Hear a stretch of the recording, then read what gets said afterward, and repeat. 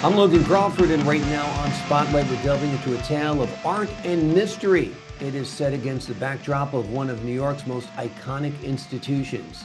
We're talking with a wonderful writer. Her name is Dr. M.J. Simms-Maddox, and her book is called The Mysterious Affair at the Met. Within the hallowed halls of the Metropolitan Museum of Art, a seemingly ordinary day turns extraordinary as a mysterious couple sets off a series of events that captivate and confound. We're delighted to have this very talented author join us here today on Spotlight. We thank our team at Atticus Publishing for helping us put her in the spotlight today. And we ask viewers like you to support writers like her by subscribing to our channel and by purchasing her wonderful book. The links are below this interview.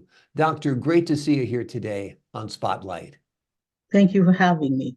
My pleasure. Let's start out with the big picture. Let's tell the folks at home broadly what your book, The Mysterious Affair at the Met, is about. I will try to tell everyone what it's about without giving away the whole plot. Yeah. Some time ago, I was thinking about what next in terms of the Priscilla series that I've been writing, and the Met is the 5th installment in this series. And I wanted to show Priscilla, the main character, in a more personal way, her ordinary life, her work as a public relations consultant, her relationship with her new husband. And for whatever the reason, New York came to mind. Mm-hmm. I grew up in New York. I love everything about New York, Logan, the cold and the snow. Yeah. And up to this point in the series, Priscilla had developed into what one might call an action heroine. I wanted to change that and tap it down a bit and show her ordinary life. How does she exist, her world? And that's when I thought about New York. And I thought about the world of art. And of course, the Metropolitan Museum of Art came to mind. Then I was stuck with a plot. What will this story be about? And for whatever reason, I went back in history and recalled what happened when Nazi Germany occupied France, and when they confiscated a lot of the art, not just from the Louvre, but from other museums throughout Europe. I also recall that there were certain unscrupulous collectors of art and some unscrupulous artists. Yeah. And that's when I came up with the concept of creating a story that went back as far as World War II, where an unscrupulous artist did something and he trained others how to do it. And as the story unfolds on the rainy day in New York, when an unusual number of people enter the Met, and a mysterious couple does something, they pull a prank around one of the portraits in the Chagall gallery. One of the people in that couple is a descendant of that unscrupulous artist that goes all the way back to World War II.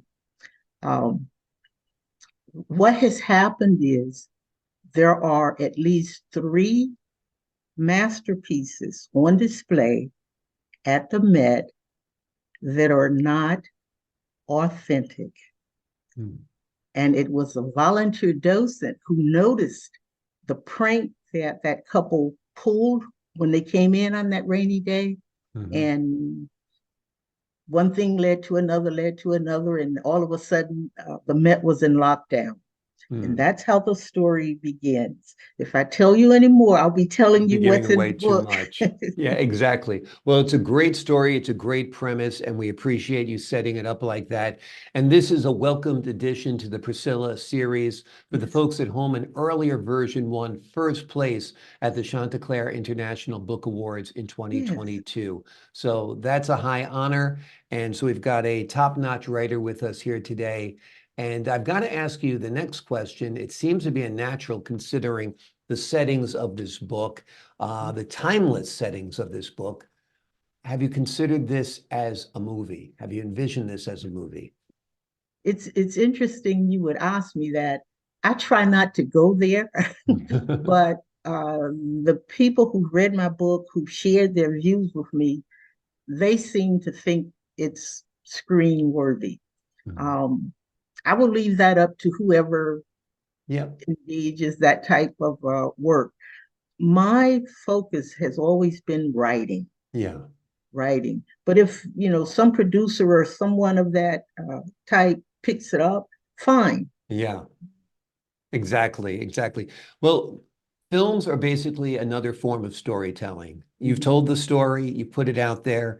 If it winds up in the right hands and somebody wants to turn it into a movie or a series of movies, because you've got 5 books out there at least on Priscilla, Yes. I think this would be a terrific addition to our literary film world, rather. Thank So if Hollywood, if you're hearing, this would be a great movie. you. One of the things that caught my eye when reading this book was the fact that the mysterious couple wore matching Burberry trench coats. And when I used to be a young reporter in New York City, I loved my Burberry trench coat. It was all cotton. It felt so good. I felt like Rick from Casablanca when I was in it. I think everybody does. I think that's the appeal. Tell us a little bit about that part of the story. Well, I had to, whenever I'm creating characters who are going to be sort of at the center of a plot, I have to I have to design them in such a way that from the beginning you're curious. You're curious. Hmm. And um, as you say, when you think about, New York at the time when you were there, the Burberry trench coat was Yeah. the thing. That type of outerwear simply came to mind. Now it's Mm, a very rainy day in New York at the time. mm, So instead of simply saying they were wearing raincoats, I says, okay, you gotta show the reader what type coats they were actually wearing. How were they, dressed? Um, and that's why I chose the Burberry trench exactly. coats. And there's Burberry all over today, but back in the day, Burberry was truly exclusive. So Yes, it was quite a powerful statement, and I love it. It's a nice, one of the very many nice details in your book that I really appreciated. Mark good. Thank you. Chagall Mhm. also plays a role in your book, as does one of his prized paintings. Tell Yes. us a little bit about how that fits into the mystery and without giving away too much, and why you decided to choose this piece. Okay, well, that one is I'm pretty comfortable sharing that Okay. because one of the things that I do when I write is I do a lot of research, Hmm.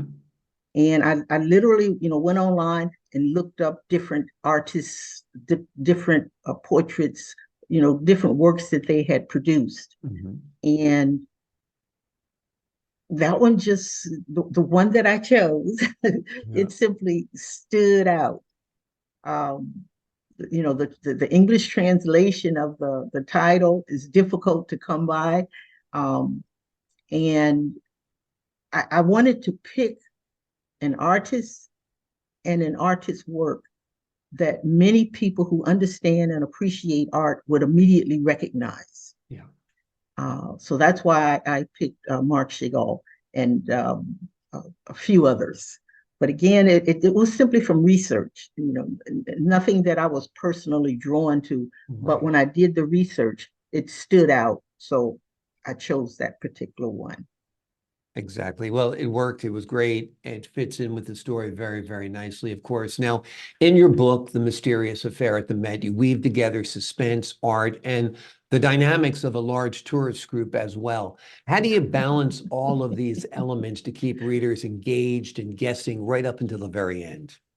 Okay, well, have you ever seen, well, what was the name of that movie? What is it? The Thomas Crown Affair. Oh yeah, love it. I've seen both versions. I've seen the one with Well, Pierce Brosnan and I've seen the one with Steve McQueen. yes, Yep. I've seen them both. And the one with Brosnan, stuck in my mind. And for Yep. some strange reason, I says, okay, don't go there now. You don't want people, running around looking like clowns and whatever. What can you do to sort of draw that type of a feature into the story? Mm. And that's when I came up with the red and white striped raincoats. Because if you've ever gone to major cities and seen large tourist groups, a lot of them dress in the Yeah. same attire. And Right. again, it's a rainy day. So instead of simply saying red and white coats, I said red and white vinyl raincoats. Yeah. And again, that I stole, if you will, or borrowed that image from the Mm. Thomas Crown affair. Well, it's a great image, and we all stand on each other's shoulders. So borrowing a visual image is absolutely fine. And again, that's another reason why I think this would be a great movie. Hollywood, if you're listening, is because there's so many cool visual aspects from the Met to the rain to the raincoats to all of it. Love it. The artwork as well, of course. Yes. Dr. M.J. Simms-Maddox has written a wonderful book. It's a fifth installment of her Priscilla series, which is called The Mysterious Affair at the Met. It is a great story that takes place within the Metropolitan Museum of Art on an ordinary day that turns extraordinary when a mysterious couple sets off a series of events that captivate and confound and will have you flipping through those pages to find out what's going to happen next. Doctor, thank you so much for joining us here today on Spotlight. Thank you for having me. My pleasure. And to the folks at home, I'm Logan Crawford, thanking you for your time this time. Until next time on Spotlight.